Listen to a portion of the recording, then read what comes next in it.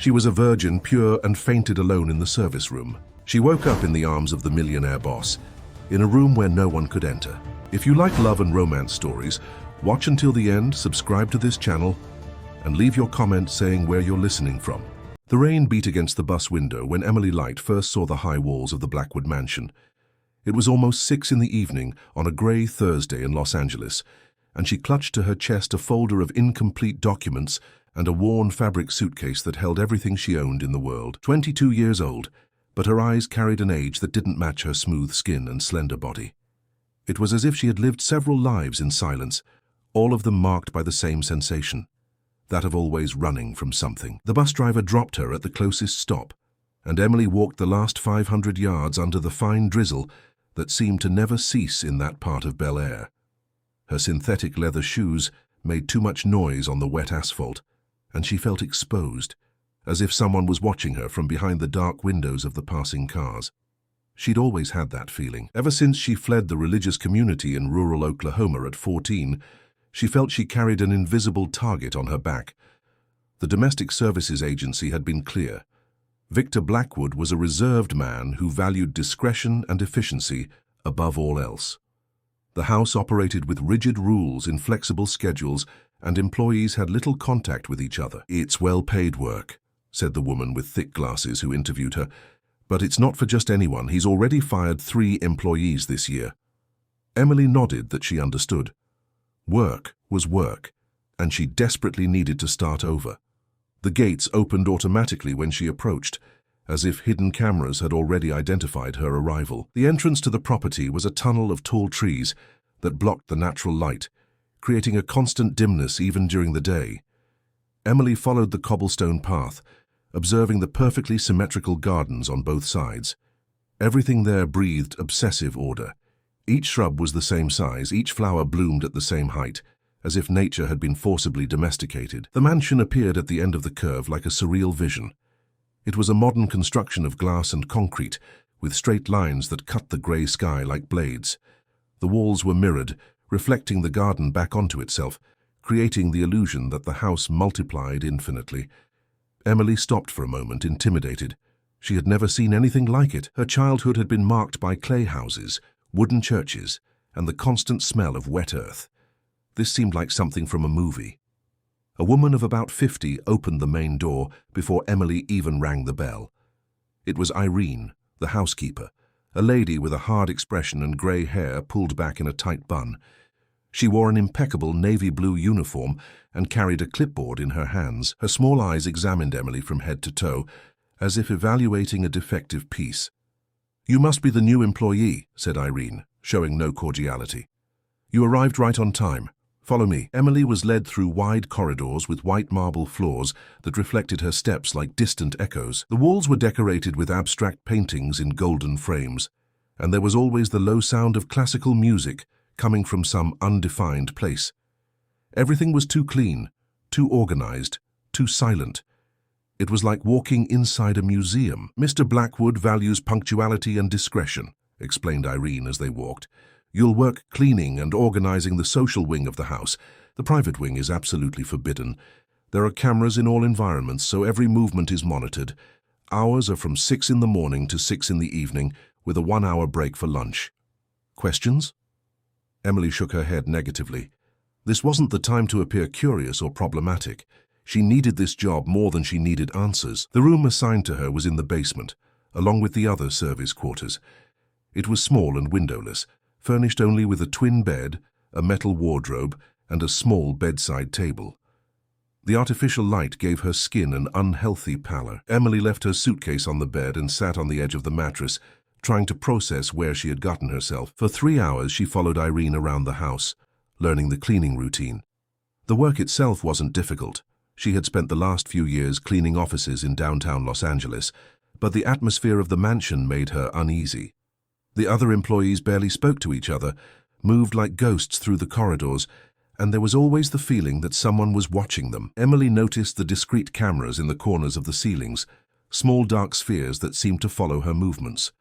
During dinner in the staff dining room, she tried to make conversation with her colleagues. There was Carl the gardener, a middle-aged man who always kept his eyes down. Martha, the cook, a plump lady who responded only with monosyllables, and Jack, the security guard, a young man who seemed constantly nervous. They all ate in silence, as if they were afraid their voices would be heard by unwanted ears. "How long have you all worked here?" asked Emily, trying to break the ice. Carl mumbled something about 2 years. Martha just shrugged. Jack looked at her directly for the first time. "Long enough to know it's better not to ask questions," he said, turning his attention back to his plate of food. Later, alone in her room, Emily tried to understand what was so terrifying about this place. The house was luxurious, the salary was good, and technically she had nothing to complain about. But there was something in the air, a constant tension that reminded her of the days in the religious community, when she always walked on tiptoes, afraid of arousing the wrath of someone invisible. It was when she was trying to fall asleep that she heard it for the first time. A low sound, almost imperceptible, coming from somewhere above her room.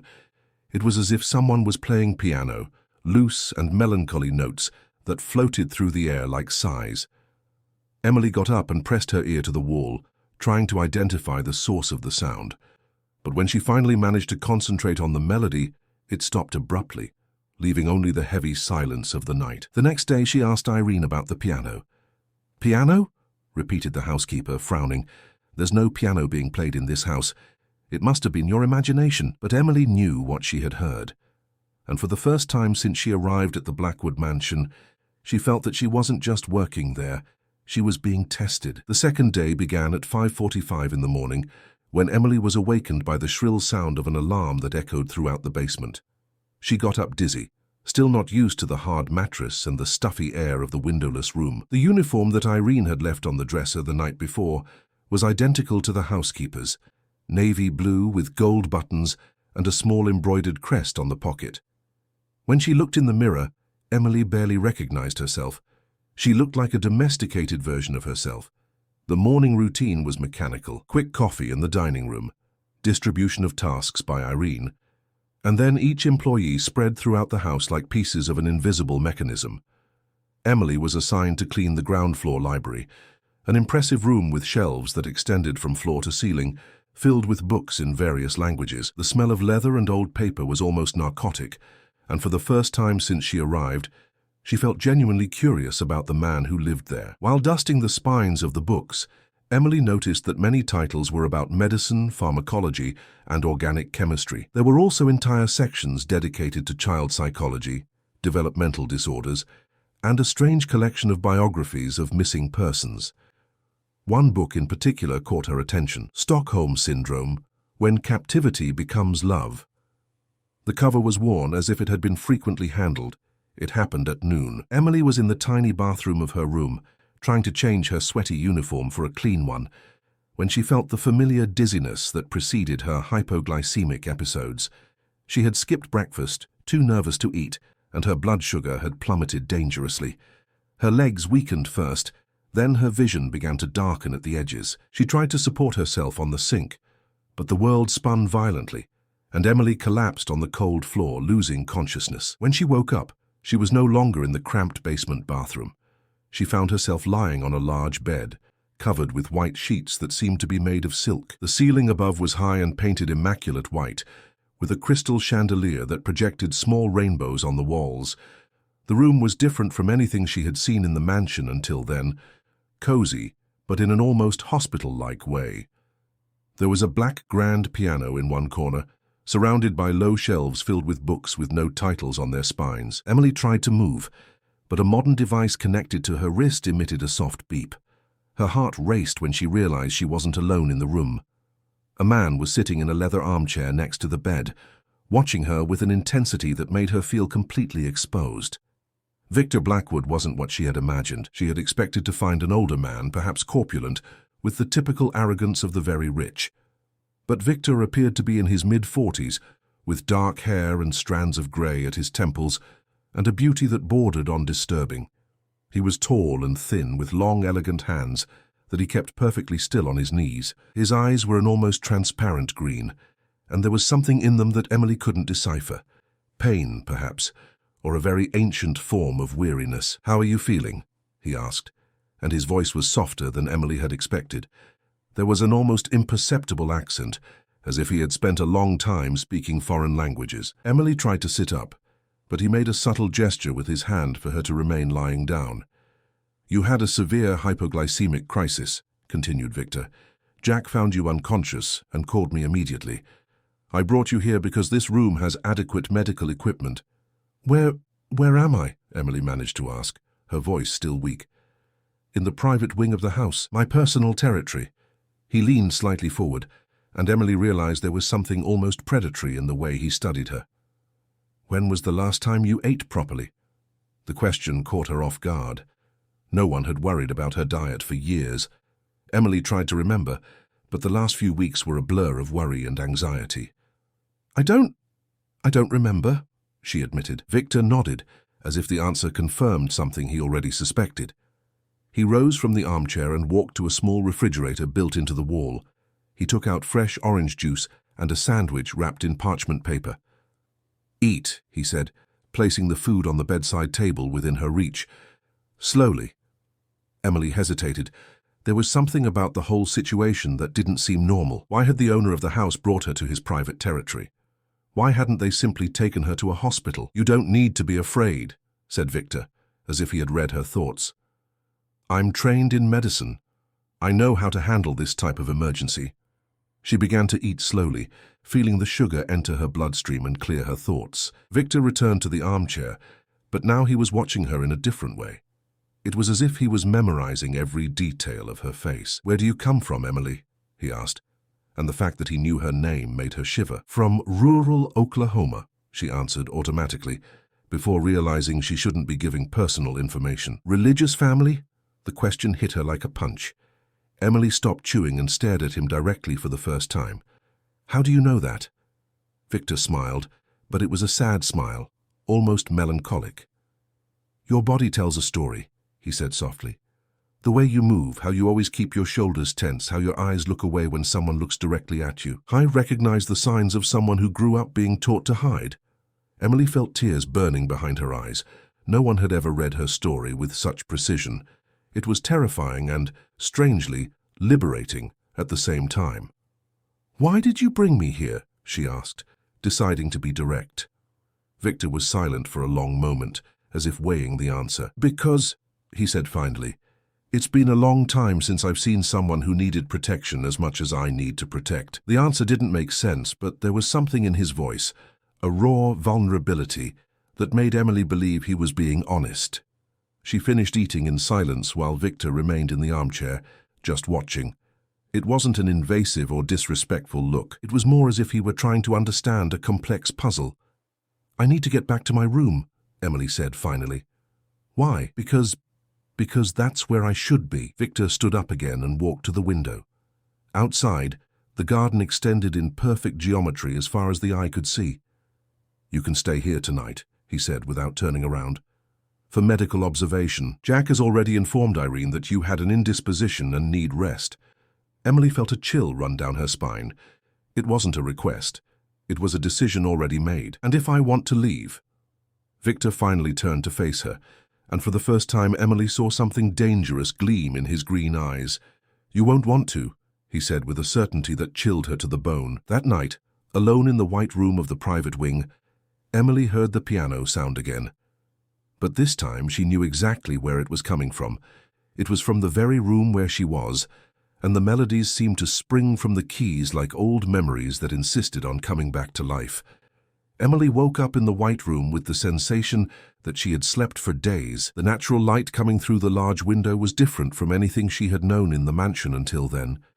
Soft and golden, as if the glass filtered reality and let through only the beautiful part of the world. There was a breakfast tray on the table next to the bed.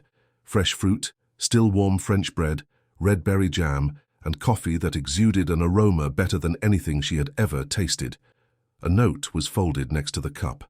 The handwriting was elegant, almost artistic. "I hope you rested well. Use the clothes I left in the wardrobe. Meet me in the library at 10 a.m. V." Emily looked around and realized that during the night, someone had brought her things from the basement room. Her suitcase was in the corner, along with some clean uniforms. But when she opened the wardrobe mentioned in the note, she found something completely different. There were dresses that clearly weren't hers, expensive pieces of fine fabrics in soft shades of blue, cream, and grey. One in particular caught her attention. A midi silk dress in bluish grey that seemed to have been made especially for her. She touched the fabric with trembling fingers. For years she hadn't worn anything but work uniforms and clothes bought in thrift stores. The texture of silk against her skin was an almost erotic sensation, something that awakened parts of herself she had learned to suppress. When she looked in the mirror, Emily barely recognized herself. The dress highlighted curves she didn't know she had, and for the first time in her adult life, she felt beautiful. The library was silent when she arrived, punctually at 10. Victor was standing by the window, wearing a grey cashmere sweater and dark pants. When he turned to see her, something changed in his expression. His eyes lingered on the dress, then on her face, as if he were watching a work of art come to life. "Perfect," he murmured, more to himself than to her. "Mr. Blackwood, I shouldn't be wearing this," said Emily, uncomfortable with the intensity of his gaze. "These aren't my clothes. They are now." He approached, and Emily noticed that he moved in a strange way, always maintaining a certain distance, as if there were an invisible barrier around him. "How are you feeling?" "Better. Thank you for the care, but I think I should get back to work." Victor smiled, but it was an enigmatic smile. "Your work has changed," he said. "I would like you to take care of this room specifically. It's where I spend most of my time, and it needs specialized attention." Emily looked around. The library was impeccable. There was no dust or apparent disorder. "I don't understand. What would need to be done here?" "Organization of books by specific criteria. Some are very old, others are rare first editions. It requires a delicate touch." He paused, observing her with that disturbing intensity. "I believe you have that touch." Over the next few hours, Victor taught her about the books.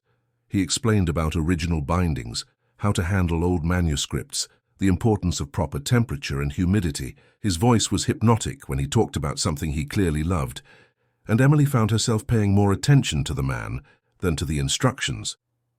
There was something magnetic about Victor, but also something deeply disturbed. He never touched her, even when he needed to show her how to hold a specific book. He always maintained a minimum distance, as if physical contact was dangerous for both of them. But his eyes constantly devoured her. "Why do you live alone in this huge house?" asked Emily during a break, immediately regretting the boldness of the question. Victor stopped organizing the books and stood still for a long moment. "I didn't always live alone," he said finally. "There were other people, a family. What happened to them? They disappeared." The word came out like a painful whisper. "Some losses are so devastating that they completely rebuild who you are. You understand that, don't you?" Emily understood. She thought of the night she fled the community, the feeling of leaving behind not just a place, but an entire identity. "I understand," she admitted. "That's why you're here," said Victor, turning to face her.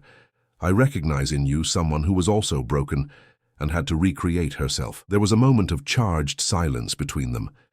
Emily felt as if he could read her soul, decipher every trauma she had tried to forget. "May I ask a question?" she said impulsively. Victor nodded. "Why do you look at me that way?" "What way?" "As if I were too precious to touch." The question hit him like a shot. Victor moved away from her, walking to the other end of the library. "Because you are," he said, his voice rough. "And I have the terrible habit of destroying the precious things I touch."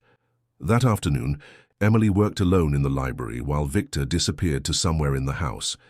She took the opportunity to explore the shelves with more freedom, and it was then that she found something that left her frozen. Hidden between 2 volumes of poetry, there was a photo album. The first pages showed Victor younger, smiling next to an elegant woman and an older man. A family. But as she turned the pages, the photos became more focused on a small girl with curly hair and bright eyes. Sophie, from what she could deduce from the handwritten captions. The missing sister. What disturbed her wasn't the photos of the girl, but the fact that in the last pages of the album, there were recent photos. Photos of Emily, sleeping in her basement room, working in the house, eating in the dining room. Someone had been documenting her every move since she arrived. When Victor returned to the library late in the afternoon, Emily was sitting in the reading armchair, the album open in her lap. "You've been watching me for days," she said, without raising her eyes from the photographs. Victor stopped at the door, tense. "Yes, why?" He entered the room, closing the door behind him. "Because from the moment you crossed those gates, I felt something I hadn't felt in years," he said, approaching slowly. "Hope. And hope is a dangerous thing for a man like me." "A man like you?" "A man who has already lost everything once and swore never to allow himself to love anything again." Emily closed the album and looked at him directly. "But you are allowing yourself." "I am," he admitted, and for the first time his voice trembled, "and that terrifies me." That night, Victor didn't send her back to the basement room. Emily dined with him in the private room, a silent meal but charged with tension. They moved around each other like dancers in a delicate choreography, always coming close, but never touching. When they finally retired to their rooms, he to his master suite, she to the white guest room, Emily realized that something had irrevocably changed between them. She was no longer just an employee who had awakened his protection. She had become an obsession. And for the first time in her life, Emily discovered that being desired with such intensity was both terrifying and addictive. Lying on the soft bed, listening to the distant sound of the piano that had begun to play again, she admitted to herself a disturbing truth. She was beginning to enjoy being Victor Blackwood's obsession. What she didn't know yet was how far this obsession could take them. Emily's transformation happened gradually, like a silent metamorphosis that she didn't notice until it was complete. In the weeks that followed her first encounter with Victor, her routine changed completely. She no longer woke up in the basement with the other employees, but in the white room of the private wing. She no longer wore navy blue uniforms, but carefully selected dresses that Victor left in her wardrobe each morning. She no longer cleaned the entire house, but spent her hours in the library, organizing rare books under the constant and intense gaze of the mansion's owner. Victor had become her private tutor in an education she never knew she needed. He taught her about art, classical music, European literature. He brought her books in French and offered to teach her the language. He showed her reproductions of famous paintings and explained the techniques used by the masters. At night he played piano for her, melancholy melodies that seemed to spring directly from his wounded soul. "You have an impressive natural intelligence," he said one afternoon, as Emily read a Dostoevsky novel he had selected for her. "It's a waste that you spent so many years without access to proper education." Emily looked up from the book. She was reclining on the chaise longue in the library, with her legs folded under the cream linen dress that Victor had chosen that morning. The late afternoon light came through the large windows and painted everything gold. "Why are you doing this?" she asked. "Educating me, dressing me like a doll, keeping me here away from the world." Victor was sitting in his usual armchair, watching her with that intensity that had become familiar. He wore a white linen shirt with the sleeves rolled up, and Emily could see the veins of his forearms standing out under his pale skin. There was something hypnotic about the way his long hands moved when he spoke. "Because you deserve better than the life you've had until now," he said simply, "and because I need you here." "Need me for what?" Victor was silent for a long moment, as if weighing how much of the truth he could reveal. "To remind me that I can still feel something besides emptiness," he said finally. Emily closed the book and stood up, walking to the window. Outside, the garden extended in its obsessive perfection, but she had begun to notice details she had missed before. There was an area of the garden that seemed abandoned, where plants grew wild amid the organized flowers. It was as if someone had started to build something there and then given up, leaving only green ruins. "What happened to your family, Victor?" she asked, using his name for the first time. Feeling it on her tongue was strangely intimate. Victor stood up abruptly, as if the question had physically hit him. "That's not a matter for you," he said, his voice suddenly cold. "Isn't it? You keep me here like a golden prisoner. You dress me, feed me, educate me, watch me constantly. I think I have the right to know who I'm dealing with." "Prisoner?" he repeated, turning to face her with his eyes shining with something dangerous. "You can leave any time you wish." "Can I? Then let me test that." Emily walked toward the library door. "I'm going to take a walk in the garden." "No." The word came out like a bark, and Victor moved with surprising speed, placing himself between Emily and the door. "Why not?" Because it's not safe. For me or for you?" Victor stared at her for a long moment, and Emily could see a battle happening behind his green eyes. "For me," he admitted finally, his voice broken. "Everything I love ends up disappearing, Emily. Everything I touch turns to ashes. If you leave this house, if you leave my sight, you will disappear like all the others." The raw vulnerability in his voice completely disarmed Emily. She approached him slowly, as if approaching a wounded animal. "Tell me about them," she said softly. "About your family." Victor moved away, walking to the most distant shelf in the library. "I had a sister," he said, his voice low. "Sophie. She was 9 when she disappeared. She was playing in the garden on a Sunday afternoon. My mother was reading on the porch, my father was in his office, I was at university. When I came home, she simply wasn't there anymore." Emily felt her heart tighten. What happened to her? No one knows. The police investigated for months. There were no signs of a break-in, no ransom demands. She simply disappeared into thin air, as if she had never existed. Victor rested his forehead against the bookshelf. "My mother went crazy, literally. She spent years looking for Sophie and every child she saw on the street. My father drowned in guilt until it killed him. And I became this." "This what?" "A man who lives in a golden cage, trying to keep safe what remains of his sanity." Emily moved even closer, until she was just a few inches from his back. "Victor," she said softly, "this isn't life. This is just existing." "I know." He turned to face her, and Emily saw tears shining in his eyes. "But it's the only way I know how to not lose anyone else." It was then that Emily did something that would change everything between them. She reached out and gently touched his face. Victor shuddered as if he had received an electric shock, but he didn't move away. "You won't lose me," she whispered. "Not like that." Victor closed his eyes and leaned into her touch, like a thirsty plant leaning toward the light. "Emily," he murmured, his voice rough with contained desire. "You don't know what you're doing." "Yes, I do," she said, surprising herself with her own courage. "I'm choosing to stay."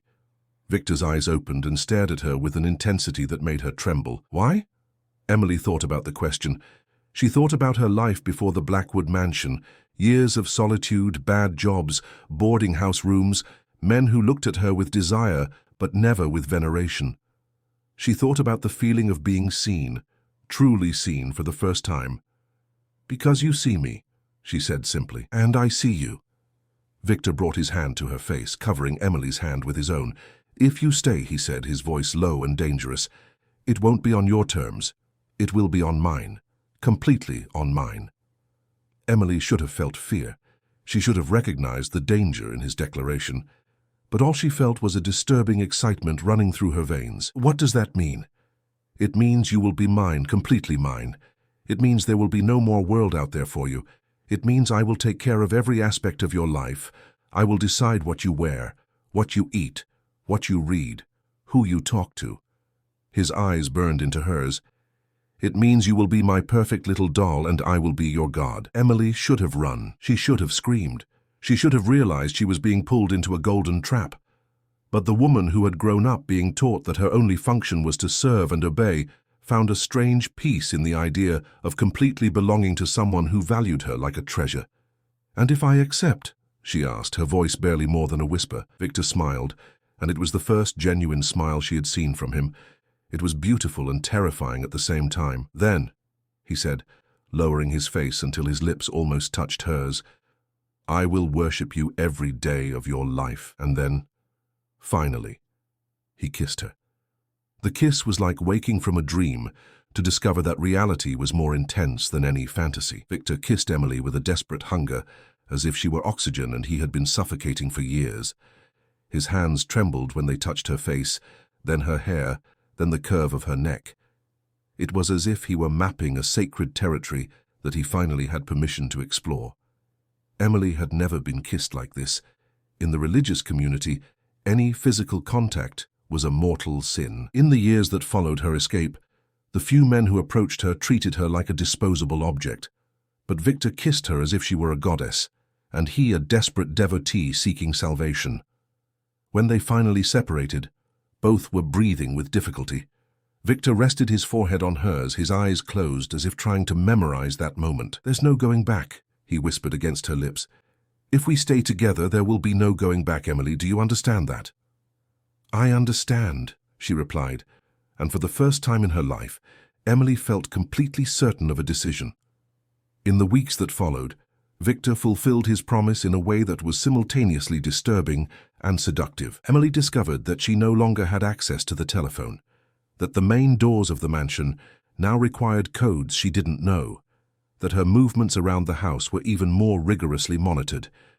But at the same time, she discovered a world of luxuries and attentions she had never imagined possible. Victor began to regulate even the smallest aspects of her life. He chose her clothes every morning, increasingly elegant and expensive dresses that highlighted her beauty in ways she didn't know were possible. He planned her meals with the precision of a nutritionist, ensuring she regained the weight she had lost in the years of deprivation.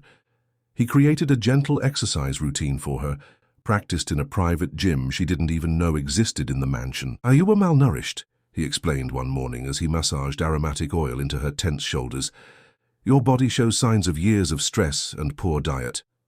I'll make sure that never happens again." Emily surrendered to these attentions with a gratitude that bordered on adoration.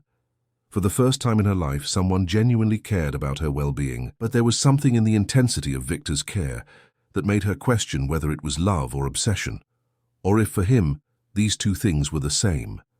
The nights were the most intense. Victor didn't take her to his bed immediately. Instead, he courted her in a way that was almost medieval in its formality. They dined together every night in the private room, always with candles and classical music in the background.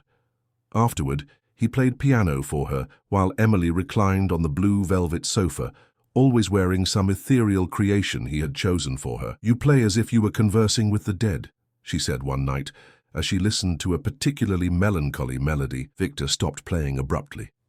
"Perhaps I am," he said without looking at her. "Sometimes I feel as if she were here listening." "Sophie? She loved it when I played piano. She would sit exactly where you are now, with her eyes closed, swaying slightly to the rhythm of the music." Victor carefully closed the piano lid. "You look like her when you do that." Emily felt a chill run down her spine. "In what sense do I look like her?" Victor finally looked at her, and there was something strange in his eyes. "In your innocence," he said slowly. "In the way you trust, despite everything you've suffered. In the way you give yourself completely when you decide to trust someone." There was something in the comparison that deeply disturbed Emily, but she couldn't articulate exactly what it was. It was on one of these nights that Victor finally took her to his room. It was an immense suite, dominated by a king-size bed with white sheets that looked like clouds. The walls were covered with discreet mirrors that reflected the light of the candles scattered throughout the room. It was a setting designed for seduction, but there was also something clinical in the perfection of everything. "Have you been with a man before?" asked Victor as he slowly unbuttoned his shirt. Emily shook her head, blushing. "Never. Never," she whispered. Victor stopped what he was doing and approached her. "Then I will be the first," he said, gently touching her face, "and the last. Forever." What happened between them that night was an initiation in both pleasure and power. Victor touched her as if she were made of precious porcelain, but there was a possessive intensity in each caress that made it clear that she now completely belonged to him. He whispered her name like a prayer as he explored her, and Emily discovered that her body was capable of feeling things she had been taught to consider sinful. When they finally united, Emily cried, not from pain, but from an overwhelming feeling of completeness she had never experienced. Victor held her afterward, stroking her hair and whispering promises that she would never be alone again, never want for anything, never be abandoned. "Now you're mine," he murmured against her ear. "My little saint, my fallen angel, my salvation." Emily should have been concerned with the possessive tone, with the way he talked about her, as if she were a precious object in his collection. But she was so drunk with pleasure and attention that all she could do was nestle deeper into his arms and whisper back, "I'm yours." It was only the next morning, when she woke up alone in the king-size bed, that Emily began to notice things that had escaped her attention the night before. Victor's room was filled with photographs, not just of her, but of Sophie too. There were photos of the girl at all ages, from baby to 9 years old when she disappeared. But what chilled her was realizing that some of the photos of Sophie showed the girl wearing dresses identical to those Victor had given to her. She got up from the bed, wrapped only in the silk sheet, and approached the dresser where the photographs were organized with obsessive precision. There was one specific photo that made her stop breathing. Sophie, at 8 years old, wearing exactly the same bluish-grey dress that Victor had given Emily on her first day in the private wing. She would be happy to know someone is wearing her dresses again. Emily turned abruptly. Victor was at the bathroom door, already dressed and impeccable, watching her with that intense look that had become familiar. "These are her dresses?" asked Emily, her voice barely more than a whisper. "Some are. Others I had made especially for you." Victor approached, and Emily noticed that he moved cautiously as if she were a wild animal that might startle. "She would be your age now. If she were alive, she would be your size." Emily felt nausea rising in her throat. "Victor, this is what?" he asked, coming too close. "Wrong? Would you prefer to go back to the blue uniforms? To the room in the basement? To the life you had before me?" Emily looked around the luxurious room, thought of the weeks of care and attention, the feeling of being worshipped like a goddess. Then she thought of the alternative, going back to the world outside where no one knew her, no one cared about her, where she would be just another woman without a family struggling to survive. "No," she said finally. "I don't prefer that." Victor smiled and leaned down to kiss her forehead. "My clever girl," he murmured. "You understand that sometimes love needs adaptations." Emily nodded, but for the first time since she arrived at the Blackwood mansion, she began to wonder if she was being loved or if she was being molded to take the place of a ghost. 2 months passed since Emily had become Victor's property, and life in the mansion had assumed a routine that oscillated between the paradisiacal and the claustrophobic. During the day, she was a princess in an ivory tower. She read rare books, learned French with a tutor who came twice a week, practiced piano on the instrument that had once belonged to the Blackwood family. At night, she was the devoted lover of a man who worshipped her with an intensity that bordered on religious obsession. But Emily had begun to notice things, small details that accumulated like dust in the corners of her consciousness. Victor never left her alone for more than a few hours. When he needed to leave for business meetings, he left detailed instructions about what she should do in each minute of his absence, and always returned with gifts, jewelry, perfumes, books, as if he were apologizing for having momentarily abandoned her. The security cameras, which she had initially attributed to the natural paranoia of a rich man, now seemed to have a more sinister purpose. She had discovered that they monitored not just the common spaces, but also her room, the bathroom, and even the library where she spent her afternoons. "Why do you need to watch me when I sleep?" she asked one night, as Victor brushed her hair with slow, hypnotic movements. "To make sure you're safe," he answered, without stopping brushing. "To make sure you won't disappear during the night." "How could I disappear? The doors are locked, the gates have codes." Victor stopped brushing and met her eyes in the dressing table mirror. "Sophie disappeared from a locked house," he said, his voice low and laden with an old pain. "In broad daylight with people nearby. If she could disappear, anyone can." Emily turned to face him directly. "Victor, Sophie disappeared more than 20 years ago. You can't live the rest of your life trying to prevent a tragedy that has already happened." "I can and I will," he said, with a firmness that admitted no discussion, "especially now that I have someone worth protecting." It was around this time that Emily began to explore the mansion more boldly. She took advantage of the moments when Victor was on the phone in his office to walk through corridors she had been instructed to avoid. That's how she discovered the surveillance room, a space hidden behind a disguised door in the library, filled with monitors that showed every angle of the house in real time. The recordings weren't just of the present. Victor kept files organized by date, going back months. Emily found folders with her name containing hours of footage of her sleeping, reading, bathing, making love with him. There were handwritten notes in the margins of the files. "Emily smiles more when she reads romantic poetry. She has nightmares about the past, investigate, prefers tea to coffee, a just routine." What disturbed her most deeply was finding a much older folder simply marked as S. The recordings dated back years and showed a small girl playing in the gardens, playing piano, running through the corridors. Sophie. Victor had been watching and documenting his sister in the same obsessive way he now did with Emily, But there was something else. The last recordings of Sophie showed the girl increasingly frightened, looking nervously at the cameras as if she knew she was being watched. In one of the last films, shortly before her disappearance, Sophie appeared crying in her room, whispering something Emily couldn't discern. Found something interesting? Emily turned so quickly, she almost knocked over the chair. Victor was at the door of the surveillance room, leaning on the doorframe with his arms crossed. His expression was calm, but there was something dangerous gleaming in his eyes. I was just curious, he completed, entering the room and closing the door behind him. It's a quality I appreciate in you, but also one that can be dangerous. Why do you keep all these recordings? Asked Emily, trying to keep her voice steady. To understand patterns, to predict behaviors, to protect what I love. Victor approached her, and Emily realized there was no way to leave the room without passing him. People are creatures of habit, Emily. If you watch someone long enough, you can anticipate every move. And Sophie? Did you anticipate her move? The question hit Victor like a slap. His mask of control slipped for a moment, revealing a pain so raw that Emily almost regretted asking. No, he admitted, his voice broken. And that's why I can't fail with you. Emily stood up from the chair, confronting him directly. Victor, this isn't love. This is imprisonment. It's protection, he corrected, coming closer until she could feel the heat of his body. That's the only way I know how to love without losing. But you're losing me anyway, said Emily, surprising herself with the clarity of the perception. Each day that you keep me here like a trophy in your collection, you lose a little more of the person I really am. Victor was silent for a long moment, studying her face with that intensity that had become familiar. And who are you really? He asked finally. Emily thought about the question.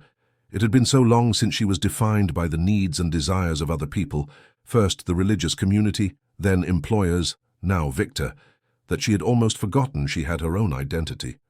I don't know, she admitted, but I would like to have the chance to find out. Here with me. If you let me be myself, yes. Victor extended his hand and gently touched her face. And if I discover that I don't like who you really are? The question revealed the fear that was at the center of all his obsession. Victor wasn't just trying to protect her from the outside world. He was trying to protect himself from the possibility that she could be different from the fantasy he had constructed. Then you'll have to make a decision, said Emily bravely. Love the real person or continue to be in love with an illusion. That night, for the first time in weeks, Victor didn't go to bed with her. Emily stayed alone in the master suite, listening to the distant sounds of the house and trying to process the conversation they had had. She had planted a seed of doubt in Victor's mind, but she didn't know if this would result in greater freedom or in even tighter control. It was during this lonely night that Emily made a decision that would change everything. If Victor wanted to know who she really was, she would show him, but she would do it on her own terms. The next day, when Victor brought the dress chosen for her, Emily politely rejected it. I prefer to choose my own clothes today, she said, keeping her voice calm but firm. Victor frowned. Why? Because that's how normal people do it. They decide what to wear based on mood, weather, the day's activities.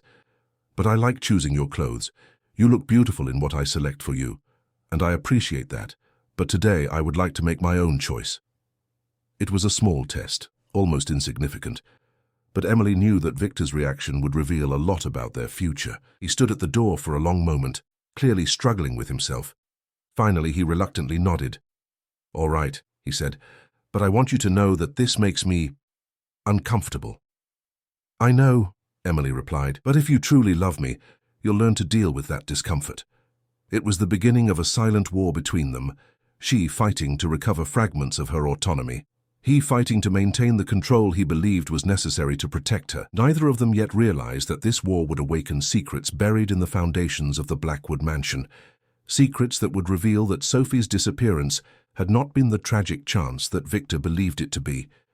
The truth was waiting to be discovered, hidden in the places Victor most feared to explore, the dark corners of his own memory. The change in Emily was subtle but constant. After the confrontation in the surveillance room, she began to claim small freedoms that, accumulated, transformed the dynamic between her and Victor. She chose her own clothes some mornings, decided what to read without waiting for his suggestions, and occasionally refused the elaborate meals he planned for her, preferring to prepare something simple in the kitchen of the private wing. Victor observed these changes with a mixture of fascination and growing anxiety. There were moments when he seemed to appreciate the glimpses of Emily's authentic personality that emerged when she exercised her own will. But there were other moments when his need for control became almost suffocating. "You're different," he said one night as they dined in the private room. Emily had chosen a simple black dress instead of the elaborate creation he had left for her. "Different how?" she asked, delicately cutting the grilled salmon. "More challenging, less docile." Emily raised her eyes to meet his. "Does that bother you?" Victor was silent for a long moment, swirling the red wine in his glass. "It should bother me," he said finally. "But strangely, it doesn't bother me as much as I thought it would." "Why?" "Because you're becoming more real. And maybe I've grown tired of loving ghosts." The admission surprised them both. Victor seemed shocked with himself for having verbalized it, and Emily felt something loosen in her chest, a tension she didn't know she was carrying. It was around this time that Emily made a discovery that would change everything. She was exploring a section of the library she rarely visited when she found a book that had no title on its spine. When she opened it, she discovered that it wasn't a published book, but a handwritten diary. The yellowed pages contained the childish but legible handwriting of a girl. "Today, Victor taught me to play a new song on the piano," said an entry dated 3 months before Sophie's disappearance. "He said that when I grow up, I'll play as well as Mom played before she got sick. But I don't like it when he watches me play. Sometimes he looks at me in a strange way, as if I were a doll in a store window." Emily felt her blood freeze in her veins. She continued reading, and the entries became progressively more disturbing. "Victor said I can't play in the garden alone anymore. He said it's dangerous, but I think he just wants to keep watching me. He installed a new camera in my room. He said it's to protect me, but I don't like knowing that someone is watching me when I sleep. Mom is getting worse. She doesn't leave her room anymore, and Dad drinks a lot. Victor takes care of me now. He's kind, but there's something wrong with him. Yesterday he dressed me in Mom's dress from when she was little. He said I was beautiful, but the way he looked at me scared me." Emily had to stop reading. Her hands were shaking so much she could barely hold the diary. The similarities between what Sophie described and her own current situation were terrifying. Victor had been doing the same thing 20 years ago, obsessively watching, controlling, isolating someone he loved under the pretext of protection. But there was more. The last entries in the diary revealed something even more disturbing. "I think Victor doesn't want me to grow up. Yesterday he said he wanted me to stay small forever, so he could always take care of me. He touched my hair in a way that gave me shivers. When I asked if I could visit my friend Emily from school, he got very angry. He said I didn't need anyone else besides him." The final entry was dated the day before Sophie's disappearance, and the handwriting was more hurried, as if she were afraid. "Something is very wrong. Victor is talking about us moving away, just the two of us. He said Mum and Dad don't know how to take care of me properly. I'm afraid of him. I'm afraid of what he wants to do with me. I'm going to try to tell Dad tomorrow, if he's sober. If something happens to me, I want someone to know that Victor isn't who he pretends to be." Emily closed the diary forcefully, as if that could make the words disappear. But she could never erase what she had read. Victor hadn't tragically lost Sophie. He had been in the process of stealing her from her own family when she disappeared, and now he was doing the same thing with Emily. "Found something interesting to read?" Emily turned so quickly that she dropped the diary. Victor was at the entrance to the library, but there was something different about his posture. He didn't seem surprised to find her with the book. "This is Sophie's diary," said Emily, trying to keep her voice steady. "Yes," confirmed Victor, entering the library and closing the door behind him. "It is. You knew I would find it. I hoped you would find it." Eventually, Emily stood up, putting the library table between her and Victor. "Why? Why did you want me to read this?" Victor approached slowly, like a predator that doesn't want to startle its prey. "Because I'm tired of lying to you and to myself." He stopped on the other side of the table, his eyes fixed on hers. "Sophie didn't disappear, Emily. She ran away." "Ran away from you?" "Ran away from me," he confirmed, and for the first time Emily saw something like shame in his eyes. "I was suffocating her, just as I'm suffocating you. The difference is that she was a child and didn't understand that I just wanted to protect her. You are a woman and chose to stay even knowing how I am. But I didn't know how you really were, protested Emily. Not until now. Yes, you did, said Victor softly. From the first day, you saw the cameras, felt the control, noticed the obsession, and yet you stayed. Why?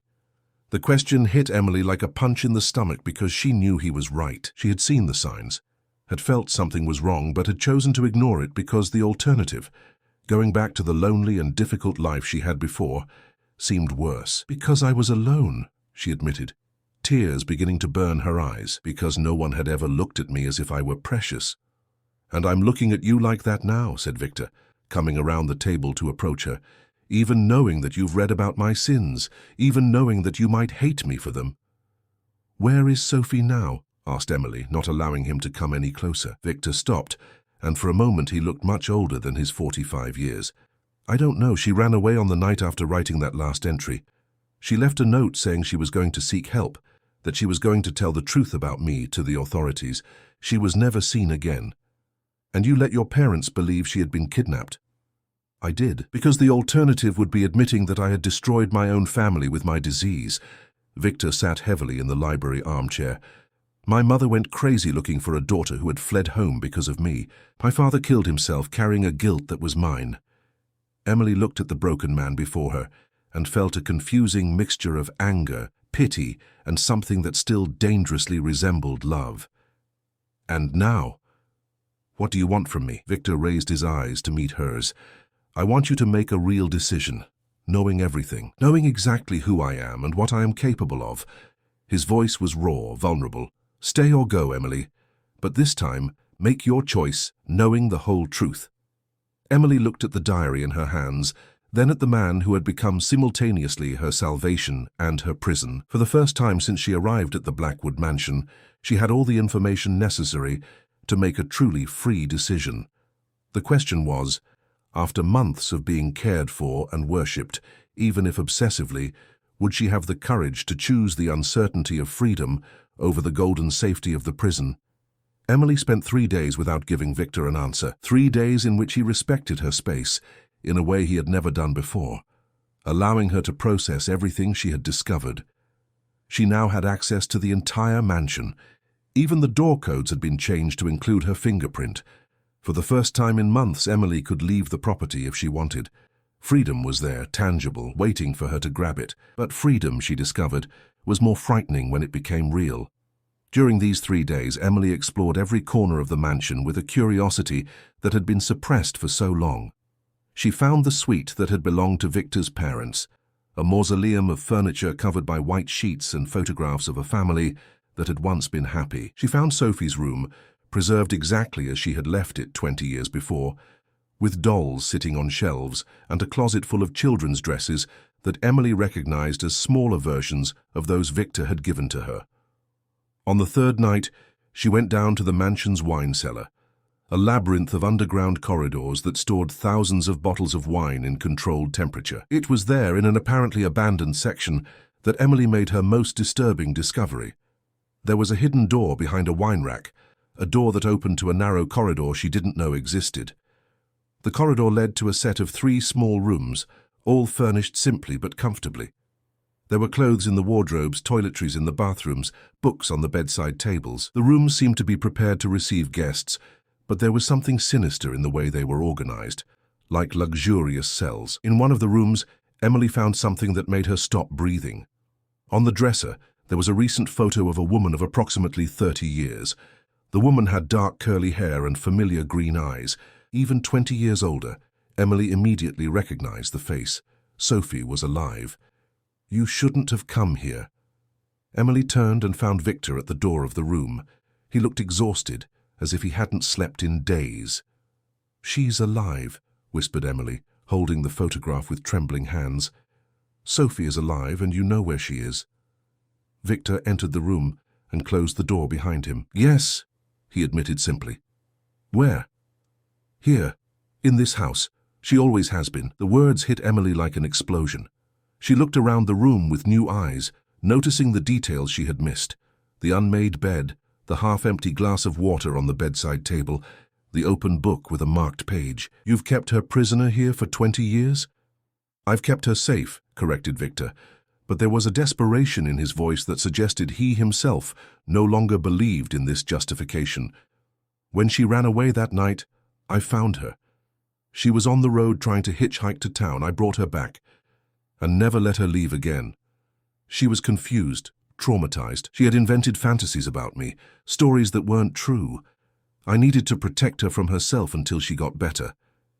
Emily felt nausea rising in her throat. Victor, this is kidnapping. This is...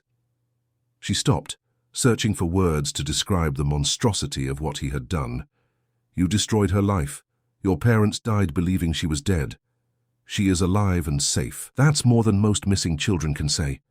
She's not a child anymore. She's a grown woman who you stole from the world. Victor approached her, and Emily saw tears shining in his eyes. I didn't know how to let her go, he said, his voice broken. At the beginning it was supposed to be temporary, just until she calmed down, until I could explain.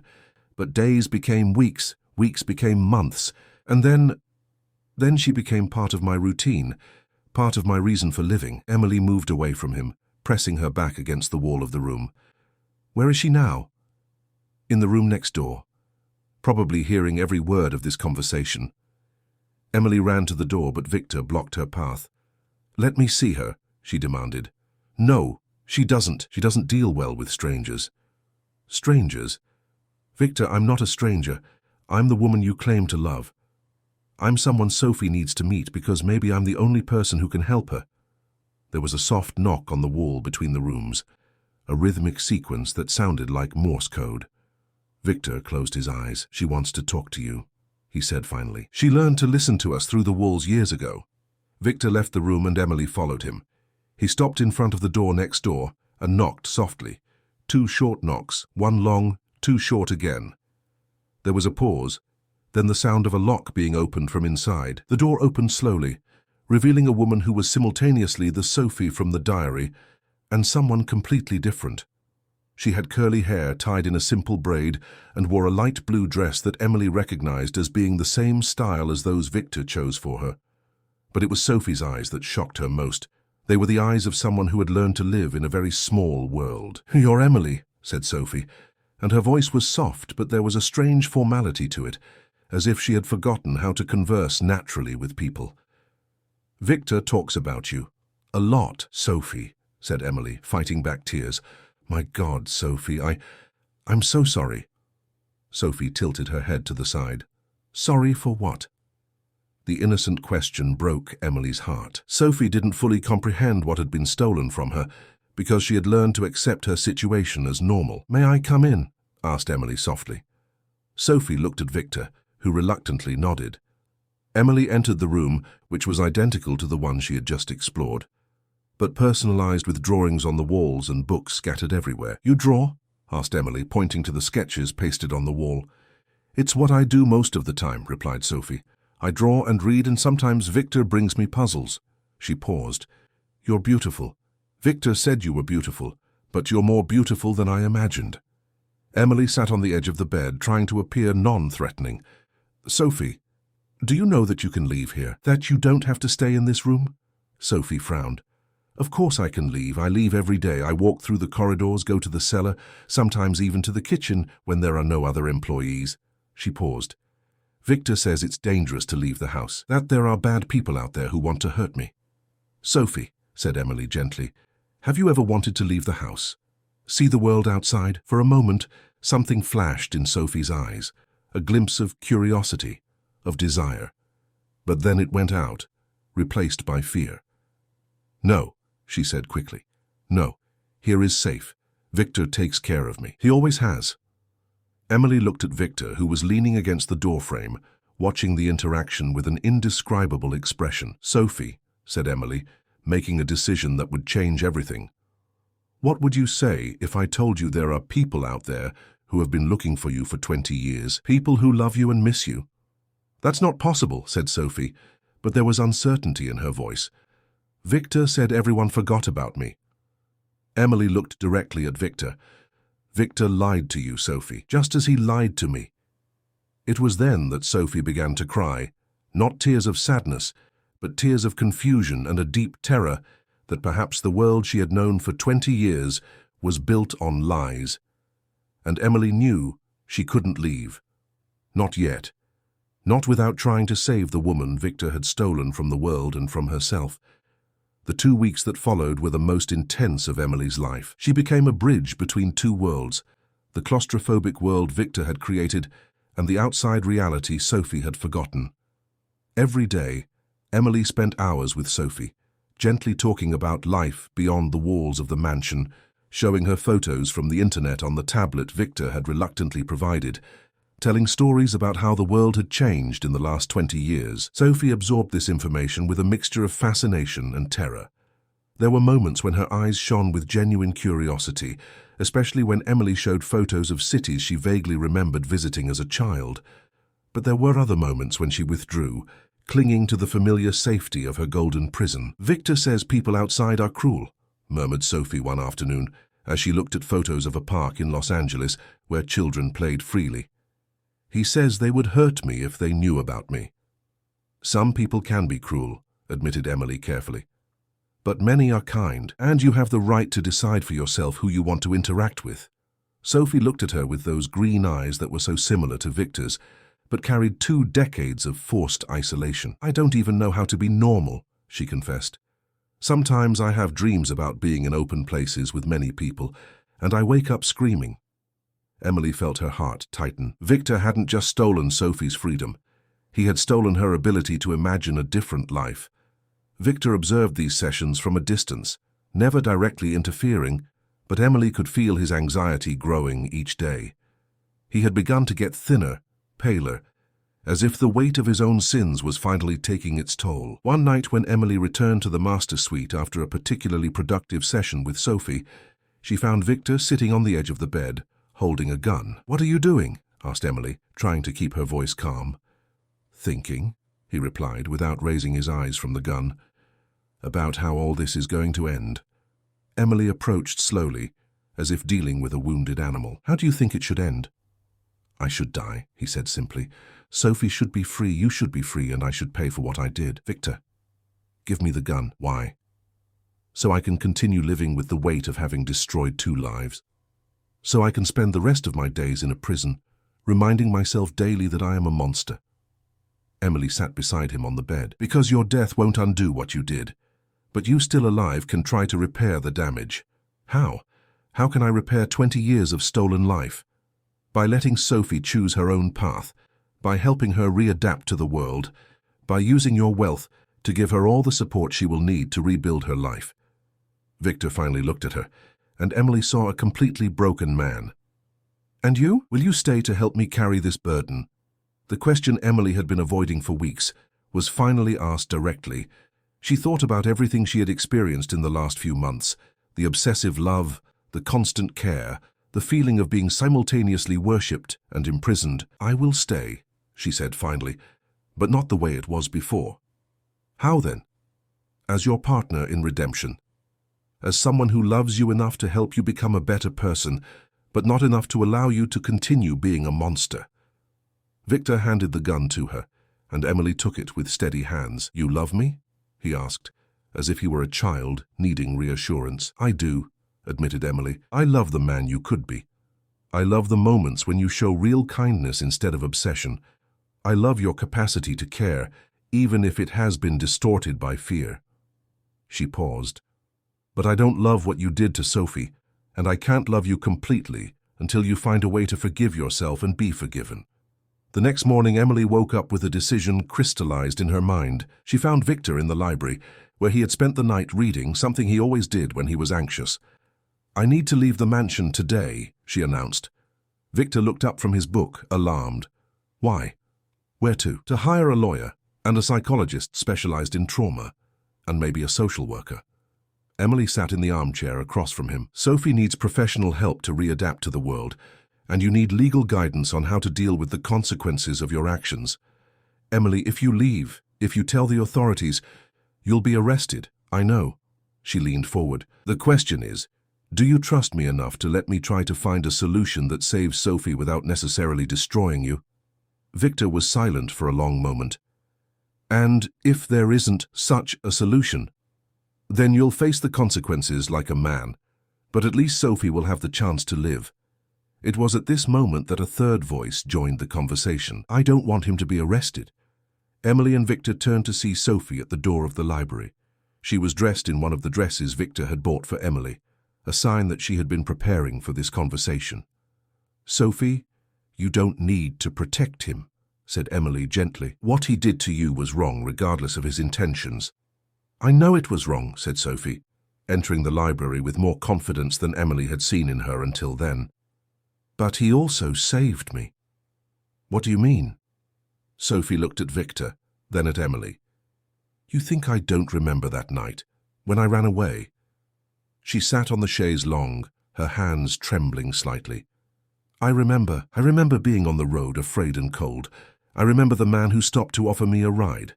Victor turned pale. Sophie, you don't need to— Yes, I do, she interrupted. That man didn't just want to take me to town. He wanted other things. Things a 9-year-old girl shouldn't even know exist.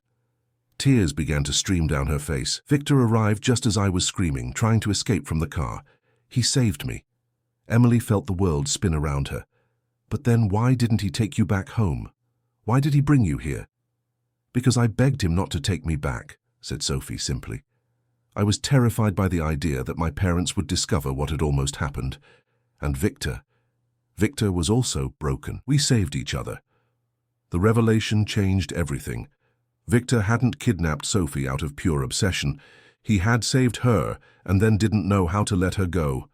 It was still wrong, still criminal, but there was a nuance Emily hadn't considered. But 20 years, Sophie, said Emily softly. Even if the beginning was different, 20 years was too long. It was, agreed Sophie. And now I'm ready to try something different. But I want to do it with both of you by my side, not as a prisoner, but as family. Emily looked at Victor, who was crying silently in his armchair. Is it possible, she asked, to start over, all of us, but the right way this time? Victor raised his eyes, and Emily saw in them a fragile but real hope.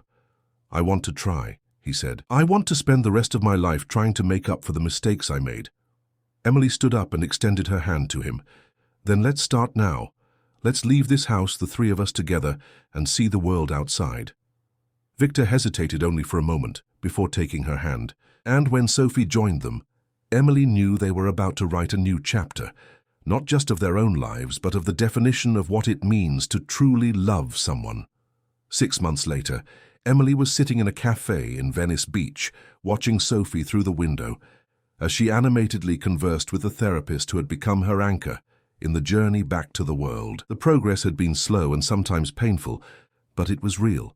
Sophie now had her own identity, official documents that Victor had obtained through skillful lawyers, and a small but her own apartment just 2 blocks from the mansion. Victor had sold the property in Bel Air and moved to an apartment in the same building as Sophie, not to control her, but to be available when she needed him. The dynamic between them had completely changed.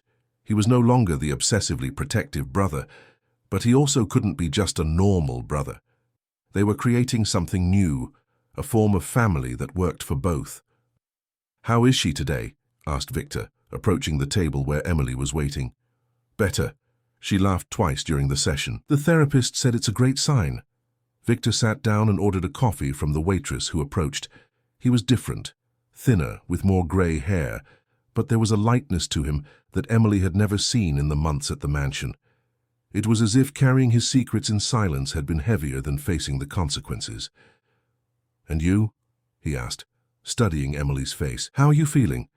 It was a question he asked every day, a constant attempt to ensure that she didn't feel trapped in a situation she had chosen out of obligation rather than love. Good, Emily answered honestly. Different, but good. Different how?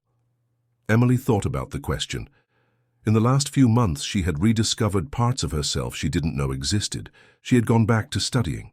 She was taking online education courses, something she had always dreamed of. She had friends now, classmates who knew nothing about mansions or obsessions, who knew her simply as Emily, the determined woman who worked part-time in a bookstore and studied at night. More myself, she said finally, more real. Victor nodded, and Emily saw in him the same search for authenticity. He had started therapy too, not under pressure from her, but out of a genuine need to understand his own behaviors. There were days when the process was brutally difficult, days when he questioned every decision he had made in the last 20 years. "Sometimes I still want to lock you both up at home and pretend the world outside doesn't exist," he admitted. "I know," said Emily, "but you don't do that. And that's what matters." Sophie left the therapist's office at that moment, waved to them through the window, and walked toward the cafe. She wore jeans and a yellow blouse she had chosen herself in a store at Westfield Mall, a personal milestone she had celebrated for an entire week. Her hair was shorter now, in a modern cut that made her look younger, more contemporary. "How was it?" asked Emily when Sophie joined them. "Difficult, but good," replied Sophie, ordering a cappuccino. "We talked about dating." Victor almost choked on his coffee. "Dating?" Sophie laughed, a sound that still surprised all of them with its spontaneity. "Relax, Victor. I'm not going to run away with the first man I meet." She paused, becoming more serious. "But I want to have the possibility of meeting someone someday, of having a normal life, you know?" Victor nodded, but Emily could see the effort it cost him. "And you have every right to that," he said, his voice a little forced but sincere. It was at this moment that Emily realized something that had been growing inside her for the last few weeks. Looking at Victor struggling to support Sophie's independence, seeing him work daily to be a better person, she felt something she didn't expect. She was falling in love with him again. Not with the obsessive and controlling version she had met at the mansion, but with the real version of him. Flawed, struggling, but genuinely trying to redeem himself. "I need to tell you both something," said Emily impulsively. Sophie and Victor looked at her expectantly. Emily took a deep breath. "I'm pregnant." The silence that followed was deafening. Victor turned pale, then red, then pale again. Sophie's eyes widened. "Pregnant?" repeated Victor. "But we haven't for months." "2 months," said Emily. "It happened on the last night we spent at the mansion before we moved." Victor abruptly stood up from the table, started pacing back and forth on the sidewalk. Emily could see his mind working, processing all the implications, all the old fears resurfacing. "Victor," she called softly, "sit down." "Please." He obeyed, but his hands were shaking when he picked up the coffee cup. "How do you feel about this?" he asked finally. "Afraid," admitted Emily, "but also just happy. I want this baby, Victor. I want us to be a real family. And if I'm a terrible father, if I become obsessive with the child the same way that—" "You won't," interrupted Sophie surprisingly, "because now you know there's a difference between protecting and imprisoning, and because you won't be alone." Victor looked at his sister, then at Emily. "Are you sure? Sure that you want to build a family with someone like me?" Emily leaned across the table and took his hands. "I'm sure that I want to build a family with the man you are becoming," she said. "With the man who has the courage to face his own demons every day, with the man who loves so much that he sometimes loves wrong, but who is learning to love right." Victor began to cry right there, in the middle of the cafe, and didn't care about the people who were looking. Sophie stood up and hugged them both, and for a moment they were just that, a strange and imperfect family, but real. "It's going to be all right," whispered Sophie. "We're going to make it all right." 8 months later, Emily was in the hospital, holding her newborn daughter while Victor watched her with an expression of pure terror and pure love. Sophie was beside him, holding his hand and whispering reminders that breathing was important. "She's perfect," murmured Victor, gently touching the baby's tiny hand. "What should we call her?" Emily had thought a lot about this. "Hope," she said. "Let's call her Hope." Victor smiled through his tears. "Hope Blackwood," he repeated. "She will grow up free. She will know the whole world. She will have all the choices that I denied you both." "She will grow up loved," corrected Emily, "and that's the only thing that really matters." 3 years later, Emily was sitting in the same cafe in Venice Beach, watching Victor push Hope on the swing in the small park next door. The girl laughed loudly, her curly hair flying in the wind, completely free and happy. Sophie was on the other side of the park, talking with a man she had met in a therapy group, a relationship that was slowly blossoming at her own pace. Victor had gradually become a father, learning to love without suffocating, to protect without imprisoning. There were still difficult moments when his obsessive instincts resurfaced, but he had learned to recognize them and to ask for help when he needed it. Emily had finished college, and now worked at a special school, helping children who had been through traumas. It was work that gave meaning to her own healing journey. They weren't a perfect family. Perhaps they never would be. But they were a real family, built on truth, forgiveness, and the daily choice to love better than the day before. And for the first time in her life, Emily Light truly lived with lightness.